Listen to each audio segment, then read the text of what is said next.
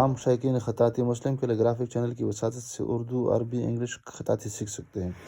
اب ہمارے چینل کو سبسکرائب کریں اور بیل آئیکن دبا دیں۔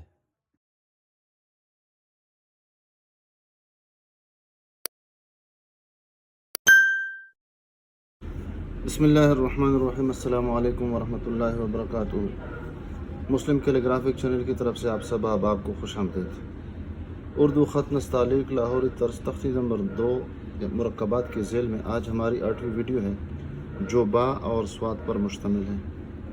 آپ کو معلوم ہے کہ با جب سواد، سین، شین، طا، عین، فا، قاف اور واو پر داخل ہوتی ہے تو اس کی شکل چھوٹے الف کی طرح ہوتی ہے، اور چھوٹا الف بھی 1.5 قط ہوتا ہے۔ یہ سمجھ لو کہ یہ 1 قط ہے اور یہ نصف قط، تو یہ 1.5 قط کا الف ہوتا ہے، چھوٹا الف اس کو ہم کہہ سکتے ہیں۔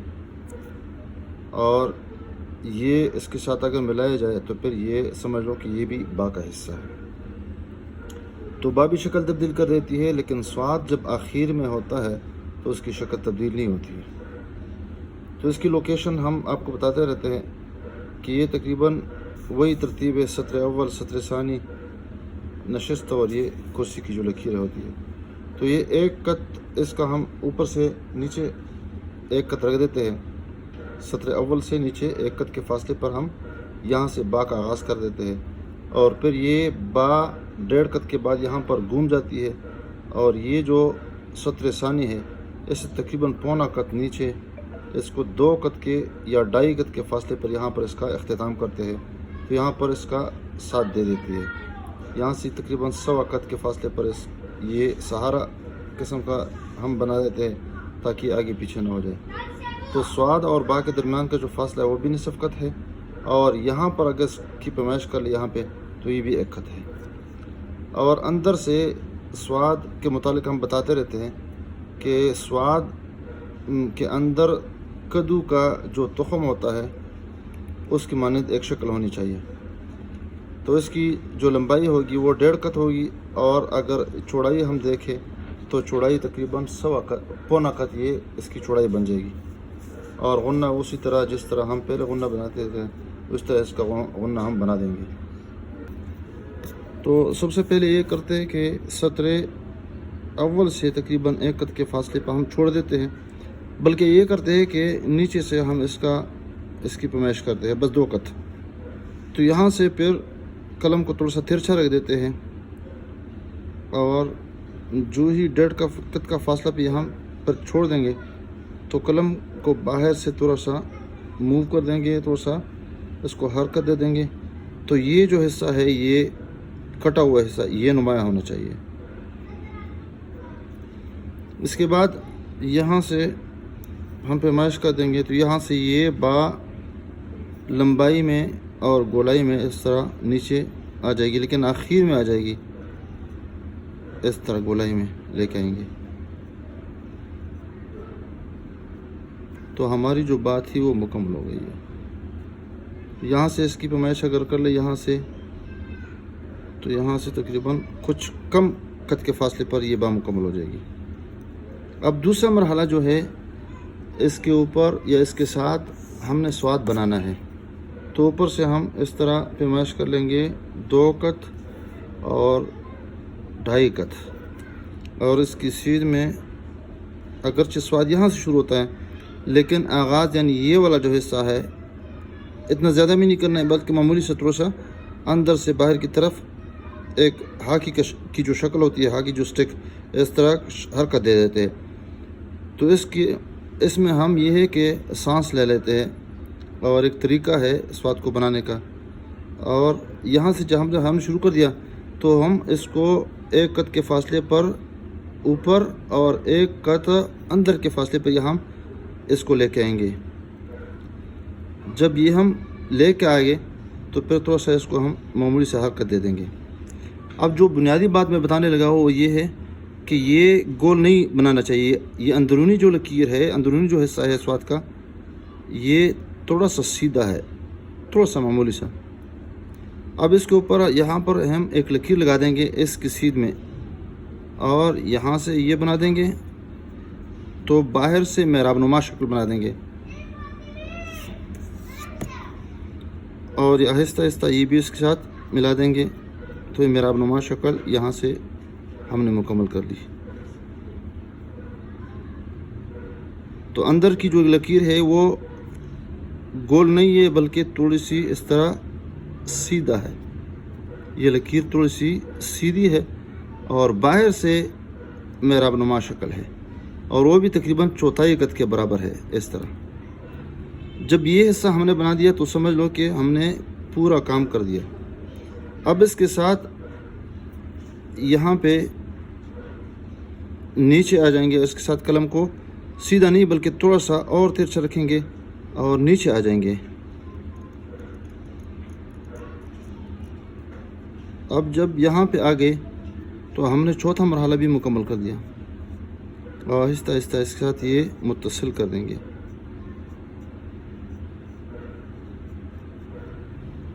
اب یہ جو حصہ ہے یہ تھوڑا سا آگے نکال دیں گے، معمولی سا اوپر اٹھا دیں گے، اور اٹھانے کے بعد پھر اس کا یہ والا حصہ تھوڑا سا معمولی سینہ نکال دیں گے، جس طرح میں بتاتا رہتا ہوں نما شکل، اس طرح جس طرح ہتھیلی ہوتی ہے اس طرح اس کو ہم مکمل کر دیں گے۔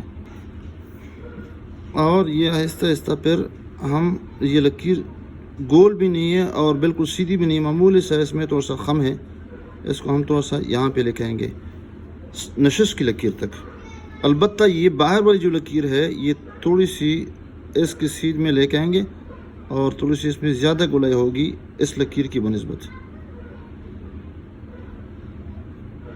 جو ہی اس لکیر تک پہنچیں گے، نشست کی لکیر تک، تو اس کو ہم کوشش کریں گے اس کو ہم مکمل کر دیں، اور اگر پورے قلم کے ساتھ تھوڑا سا ترچھا رکھیں اور اس پہ پریکٹس کریں تو یہ اچھا ہو جائے گا۔ آہستہ اس کو فل کر دیں گے۔ تو اندر ہم دیکھیں گے کدو کے بیج کی طرح ایک بات ملحوظ رہنی چاہیے کہ کدو کا جو تخم ہوتا ہے اسی طرح یہ ملحوظ رہنا چاہیے۔ دوسری بات یہ کہ یہ لکیر جلدی اس کو موڑنا چاہیے، اور محراب نما شکل باہر سے اور اندر سے تھوڑی سی اس طرح ہونی چاہیے۔ تیسری بات یہ ہے کہ یہ جو لکیر جس سے ہم شروع کرتے ہیں سواد کے حصے کا، یہ تھوڑی سی معمولی سا اس طرح کنڈا نما ہو اندر سے اور پھر باہر سے، جس طرح ہاکی کی کا جو سٹک ہوتا ہے اس طرح اس کو بنا دیتے ہیں۔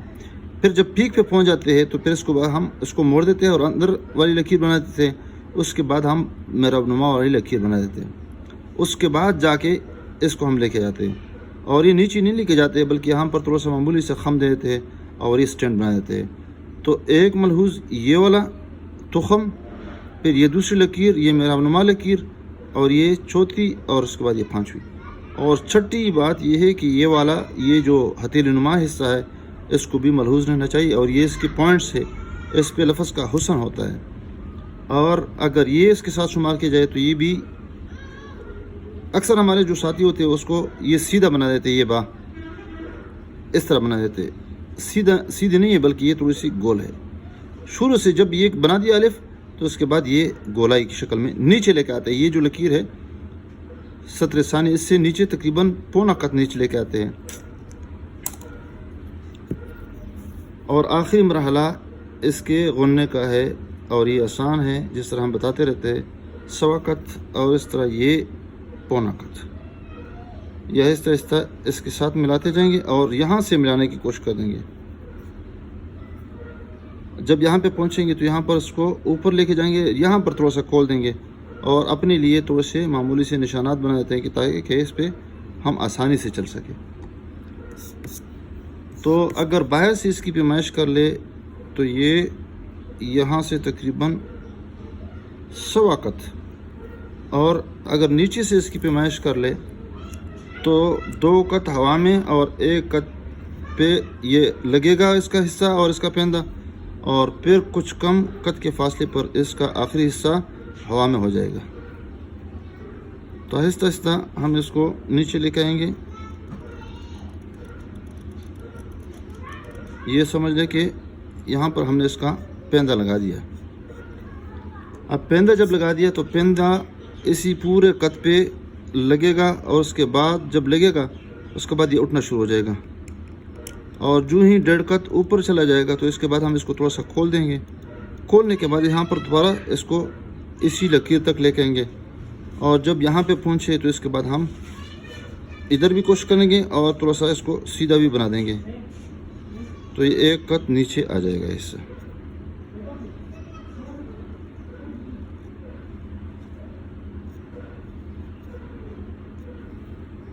تو اندرونی حصہ 3 سے ہی 1/4 ہے,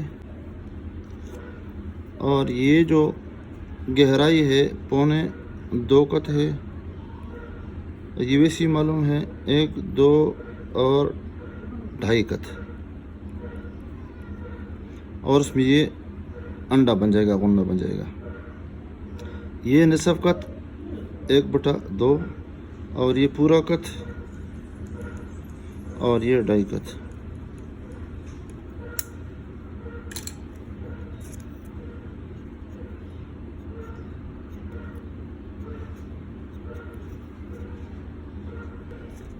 کٹ پین میں یہ فرق ہوتا ہے کہ جو ہی ہم نے با کو بنایا تو قلم اس طرح اس کا اوپر والا نوک استعمال کر دیں گے, اور جو ہی استعمال کر دیں گے تو پھر اوپر اور پیچھے لے کے جائیں گے. دیکھیں اوپر اور پھر اس کے ساتھ یہ متصل کر دیں گے. دوبارہ میں بنا دیتا ہوں, اس میں ہم زیادہ پریکٹس کر لیں گے, کیونکہ روزانہ کے اعتبار سے ہم لکھائی کرتے ہیں تو ہمارے پاس قلم جو ہوتا ہے لکڑی والا وہ ہمارے پاس اتنا وقت نہیں ہوتا ہے. اس طرح مارکر کے ساتھ, چھوٹے مارکر کے ساتھ اگر آپ نے لکھنا ہے تو یہاں پر بھی قلم کو گھمانا ہے, گھما کے پھر پیچھے لے کے جانا ہے, اوپر لے کے جانا ہے, اور یہ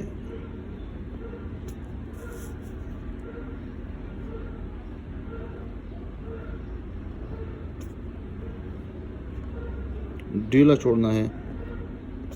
یہ والا بال پین کے ساتھ بھی وہی طریقہ ہے.